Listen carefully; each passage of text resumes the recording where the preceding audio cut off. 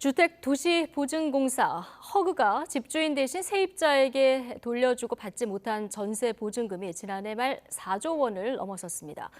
보증금 일부를 의무적으로 예치하자는 이른바 에스크로 제도를 도입하자는 제안까지 나왔는데요. 임차인 보호를 위한 제도 개선은 여전히 제자리 걸음 수준입니다. 윤혜리 기자입니다. 무자본 갭 투기가 극성을 부렸던 2022년 말 이후 전셋값이 하락하면서 보증금 미반환 위험이 곳곳에 도사리고 있습니다. 전세 사기 특별법 시행 이후 13,000명이 피해자로 인정됐지만 실질적인 회복은 더디기만 합니다. 온전히 결정문을 받은 피해자들도 제도 하나 제대로 쓰려면 넘어야 될 산이 너무 많습니다. 그래서 제대로 이용도 하지 못합니다.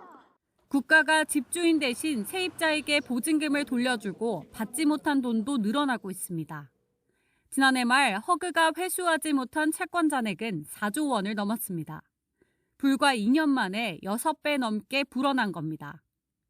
채권 회수율은 갈수록 낮아져 2020년 절반에서 지난해 10%대까지 급락했습니다. 이런 악성 임대인 피해를 막기 위해 국토연구원은 전세보증금의 10%를 의무적으로 예치하는 제도를 제안했습니다. 금융기관이나 신탁사 등 제3자가 전세보증금을 포함한 관련 절차를 대신 관리하는 이른바 에스크로 제도와 비슷한데 정부도 긍정적으로 검토하겠다는 입장입니다.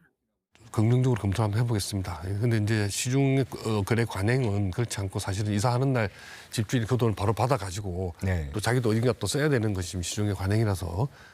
현재 이런 제도가 없는 건 아닙니다.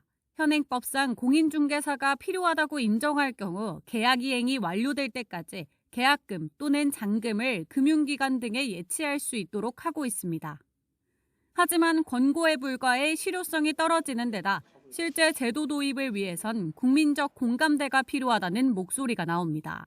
전세를 놓는 사람들은 목돈이 필요해서 전세를 놓는 경우가 많거든요. 만약에 은행이나 신탁사에 예치하게 되면 이렇게 내 집 마련하는 데 어려움이 있을 수 있어요. 국민 공감대가 형성되어야 한다고 봐요.